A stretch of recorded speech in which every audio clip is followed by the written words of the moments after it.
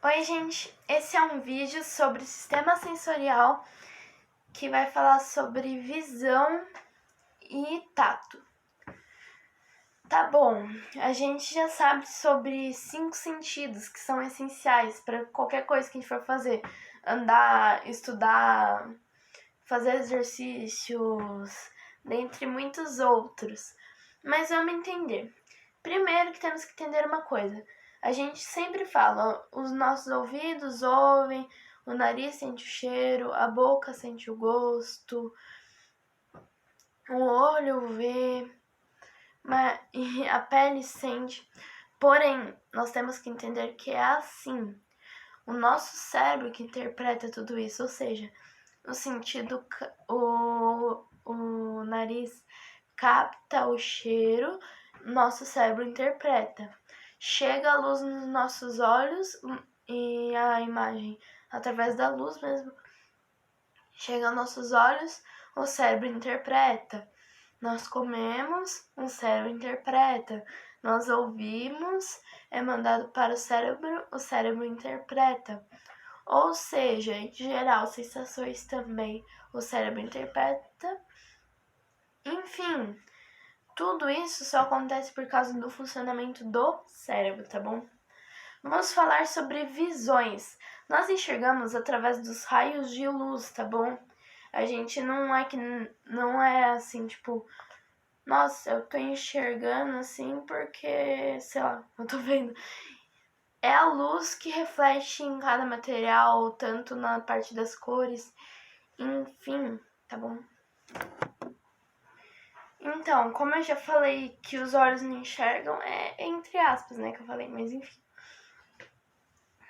Os órgãos relacionados à visão são os olhos, justamente os olhos, onde neles existem fotorreceptores que, quando recebem a luz, a interpretam, tá bom? Ou enxergam. Vamos aprender agora sobre a estrutura do olho, tá bom? Vamos começar com as 3 paredes no nosso olho. Temos primeiro a esclera, que é a nossa parte, vamos dizer, branca dos olhos. Ela tem como função proteção e também ela que define o formato dos nossos olhos. Que nem a gente fala que olhos mais puxados ou pessoas que têm olhos, enfim, diferentes formatos de olhos é devido ao formato da esclera. Temos também a coroide, que é a camada intermediária entre a esclera e a retina, e nela existem muitos vasos sanguíneos, pequenos vasos sanguíneos, e também aos nutrientes, e ela que nutre o globo ocular, tá bom? Agora a parte da retina. Nela encontra-se a região chamada fóvea. Ela é a parte mais interna do globo ocular, e nessa região chamada fóvea é onde acontece a formação da imagem, tá bom? Agora vamos falar sobre a rota que a luz faz para nós enxergarmos. Primeiro ela passa pela córnea, que é uma membrana fina que cobre o olho. É como se fosse uma lente de contato, vamos dizer assim. Ela é uma camada fina que cobre o olho, tá bom? Simplesmente isso. Temos também o humor aquoso, que vai preencher todos os espaços vazios, desde a córnea até o cristalino, tá bom? Depois, nós temos a pupila, que é a que controla a entrada de luz, que ela dilata ou fica com a pupila contraída, tá bom? E ela se localiza no interior da íris, tá bom? Depois passa pelo cristalino, que é ele que vai fazer assim com a imagem. Vamos supor que seja essa caneta. Você enxerga a caneta assim, porém, quando chega no cristalino, a caneta fica de ponta cabeça, até que vai passando pelo humor vítreo, que é um líquido meio gelatinoso e transparente, que preenche os espaços entre o cristalino e a retina e que ajuda também na manutenção da forma esférica do olho. Ou seja, ele vai preenchendo o espaço para que o olho não, sei lá, murche. Então, daí a imagem vai lá, passa do cristalino até a retina e quando chega na retina é responsável pela formação da imagem, tá bom? E vai até o nervo óptico, que é justamente, vamos supor, uns cabos que vão ligar o olho no nosso cérebro, tá bom? Onde vai ser interpretado o que nós enxergamos, tá bom? Agora vamos falar sobre a fóvea. Fóvea é simplesmente a região do centro da retina, onde é formada a imagem e enviada para o cérebro. Em geral, é isso a estrutura básica do olho. Vamos falar sobre a pupila. Vamos falar sobre ela se dilatar e contrair, tá bom? A pupila, ela controla a entrada de luz nos nossos olhos. Se vir muita luz e tem risco de, até vamos dizer assim, cegar a pessoa, machucar os olhos, ela começa a se contrair para que não entre muita luz. Mas se a gente estiver num lugar muito escuro que tem pouca luz, ela vai dilatar, ela vai aumentar. Por isso que às vezes quando você tá no escuro e ligam uma luz muito forte do nada, você não consegue enxergar, se enxerga tudo embaçado. Por quê? Justamente porque a pupila não teve o tempo de se contrair, ela ainda tá dilatada, tá bom? Ou vice-versa, tipo, você tá assim num ambiente muito claro e do nada fica tudo escuro, você não consegue enxergar nos primeiros segundos. Do nada você já enxerga, daí outra hora você já enxerga algumas coisas, tá bom? A luz é captada por células fotorreceptoras, onde tem duas classificações, os cones e os bastonetes. Cones são responsáveis para ver a cor. Vamos supor, essa caneta é preta, esse estojo é laranja, essa caixa é marrom, enfim, é ela que interpreta as cores. Já os bastonetes, eles vão ver luz e sombra, senão ficaria como se fosse um desenho simples, né? Que não ia ter nada assim em 3D mesmo, por causa de já tem um contraste de luz e sombra, e é isso que faz com que a gente enxergue luz e sombra, são os bastonetes, e o que faz com que nós enxergamos as cores são os cones, tá bom? Pessoas que não enxergam bem, tá bom? Quando uma pessoa não tá enxergando muito bem, tá sentindo alguns sintomas, ela tem que ir no médico especializado nisso, que é o oftalmologista, tá bom? Que vai lá, vai te avaliar e vai ver se você tá precisando de usar algum óculos, alguma lente, tá bom? Agora nós vamos falar sobre alguns tipos de lentes e os problemas também de visões e o que lente se encaixa para cada problema, tá bom? Vamos começar com as lentes divergentes ou côncavas. Elas são simplesmente assim, elas são encurvadas para fora, tá bom? E elas vão fazer com que diminua, tá bom? Com que toda a luz que tá vindo tenha um foco, tá bom? E que fique pequeno, porém fique em um foco. Se concentre toda a luz que tava vindo, assim, ela não vai ficar do mesmo tamanho, ela vai diminuir, tá bom? Já a lente convergente ou convexa vai fazer o contrário. Ela tá assim, ela é assim, daí tá vindo todas as luzes. Daí, ao invés dela fazer um foco, ela vai espalhar mais as luzes. E assim a gente vai enxergar em tamanho aumentado, tá bom? Vamos falar sobre os 3 principais problemas de visão. Miopia, a imagem é focalizada antes da retina, ou seja, sabe aquela parede que interpreta? Então, vamos supor que seja minha mão. A imagem é formada aqui, ó. A caneta vem, passa pelo cristalino e termina a formação dela aqui. Ou seja, a pessoa não vai conseguir enxergar se o objetivo é longe. Se o objetivo é perto, ela enxerga porque vai mais longe, vai chegar até a retina.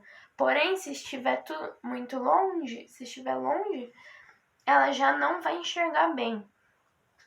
Então, o que a gente vai precisar é de uma lente divergente, ou seja, que vai aumentar o tamanho e que vai fazer com que venha mais raios de luz para que dure mais essa imagem, a projeção da imagem, para que chegue até a retina. Agora, hipermetropia é o contrário, quando a imagem é focalizada atrás da retina. Vamos supor que seja a retina aqui. O cristalino vai lá, inverte, a imagem é formada aqui. Ou seja, a pessoa não consegue enxergar de perto. Ela só enxerga se afastar, que daí chega mais tarde na retina, daí fica certinho. Tá bom?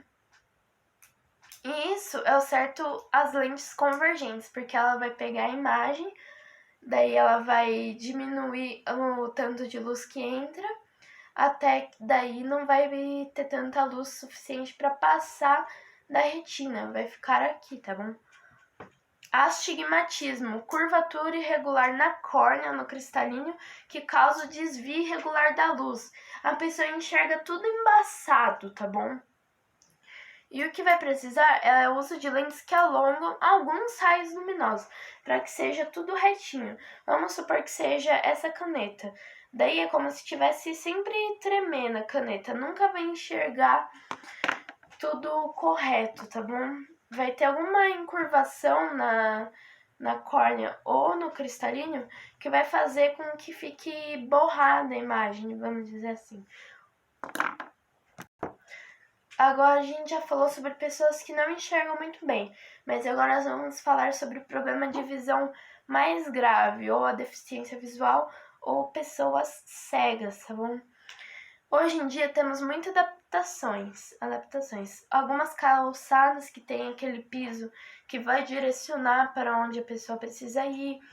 E temos uma coisa principal, algo que foi criado, um sistema desenvolvido pelo francês Louis Braille, ou seja, o Braille, que é o único jeito de uma pessoa cega conseguir ler e escrever, que são tipo bolinhas assim, que cada uma vai ter alguma palavra, letra, significado, enfim. E através disso, as pessoas que são cegas mesmo conseguem tanto ler quanto escrever, tá bom? E algumas pessoas, nessa adaptação para poder andar, também adquirem um cão-guia, que é um cachorrinho que vai ajudando a pessoa. Tipo, ele é treinado para avisar se aqui tem um buraco, um poste, algum obstáculo para a pessoa, tá bom? E isso é sobre as adaptações para as pessoas que são cegas ou deficientes visuais. Vamos falar sobre os espelhos, ou seja, nada mais do que permitir você enxergar você mesmo. Temos 3 tipos de espelhos: os espelhos planos, curvos e esféricos, tá bom? Espelhos planos, o normal que você sempre tem, tá bom? É aquele espelho que você usa no banheiro, no quarto, no closet, no provador, que é aquele espelho que inverte, que vai refletir a sua imagem e que vai inverter. Vamos fazer, por exemplo, eu tô acenando com a mão direita. Ali, se eu for ver o lado que eu tô, tem um espelho na minha frente, tá bom, gente? O lado que eu tô acenando, ou se fosse virar do lado do espelho, ia ser com a mão esquerda, tá bom? Ou seja, ele inverte a imagem. Tanto que o símbolo da camiseta do Brasil, ali no espelho tá no lado direito e no meu tá no lado esquerdo, tá bom? Então esse é o espelho plano. Sobre a parte dos espelhos esféricos ou curvos, nós temos primeiro os espelhos curvos ou côncavos, aqueles que são utilizados para maquiagem pelo dentista, que ele vai ser assim, tá bom? Ele vai ter o lado para fora, vai ter o seu lado maior para fora, E ele vai fazer assim, ó. Ele vai aumentar a imagem. Tipo, quando você vai em loja até pra provar óculos mesmo, você chega lá, tem um espelho que aumenta, ou para fazer maquiagem, enfim, várias coisas assim, que tem um espelho que aumenta, que amplia, tá bom, a imagem. Já temos espelhos curvos ou convexos, que são usados geralmente para segurança, estacionamento, que ele reduz a imagem, mas aumenta a área de visualização. Vamos supor, aqui, onde eu vou mostrar, é o espelho curvo ou côncavo. Daí agora eu mudo para o espelho curvo ou convexo. Você vê que você não tá só num foco. Agora, eu não tô só enxergando eu. Agora eu tô enxergando meu quarto, meu quadro, meu guarda-roupa, a janela, a cortina, tá bom? Então, em geral, estacionamento é pra pessoa não bater, em outros lugares para segurança para enxergar o ambiente em redor, tá bom? Então, espelhos planos é superfície espelhada exatamente, só inverte o lado. Espelho côncavo tem a superfície espelhada que vai aumentar. A superfície espelhada de espelhos convexos vai ser para dentro, tá bom, gente? É importante falar isso, que é para dentro e que vai diminuir a imagem e aumentar a área de visualização. Tá bom, finalmente terminamos sobre a parte da visão. Agora vamos para os sentidos, sensibilidade na pele, tá bom? Tem 4 principais funções do tato. O tato superficial, que você sente quando você toca alguma coisa, quando você tá mexendo em algo. O receptor de pressão, quando você aperta a mão de outra pessoa, ou outras pessoas que possam ser postas. A percepção do calor e do frio, que você pode tanto queimar a mão quanto congelar. Não só a mão, né? A pele inteira. Mas enfim, em geral é o tato superficial, que você toca em algo. Receptores de pressão, que é quando algo pressiona sua pele. Percepção do calor, que é quando você chega perto de algo quente. E percepção do frio, que é quando você chega perto de algo gelado, tá bom? Nós temos 5 receptores, tá bom? Primeiro, 2 térmicos, receptores de frio e de calor, tá bom? Então, esses são os receptores térmicos. Temos os táteis, tá bom? Que sentem pressão e toque suave, tá bom? Então, temos o toque leve ou suave, que é só você encostar em algo, ou de pressão forte, que é quando alguém vai lá, aperta sua mão, quando você bate quando algo é pressionado, enfim, pressão. E também temos os nociceptores, que são o que sente a coisa mais triste ou dolorosa, porque é justamente a dor, que são os nervos que sentem a dor, tá bom? Então, toque leve ou pressão forte são os receptores táteis, calor ou frio são os receptores térmicos, e dor são os nervos, são os receptores nociceptores, tá bom? Terminamos o nosso vídeo, espero que vocês tenham gostado de verdade. Se vocês realmente gostaram, deixe seu like, por favor, para ajudar. Se você quer conteúdos mais como esse, se vai ser alguma coisa útil para você, se inscreve no canal. E tchau, até o próximo vídeo.